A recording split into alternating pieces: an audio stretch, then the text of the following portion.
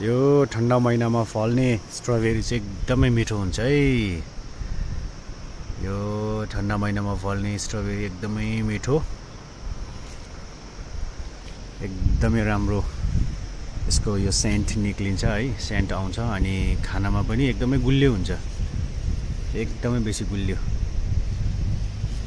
एकदम स्वादिलो हुन्छ। ठन्डा महिनाको स्ट्रबेरी चाहिँ फलिरहेको छ, मजाले फलिरहेको छ, धेरै बोट छ हाम्रोमा।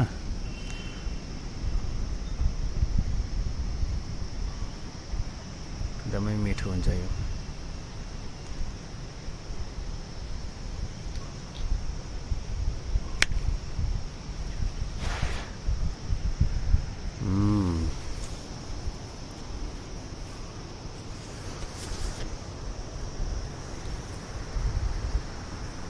Mm-hmm.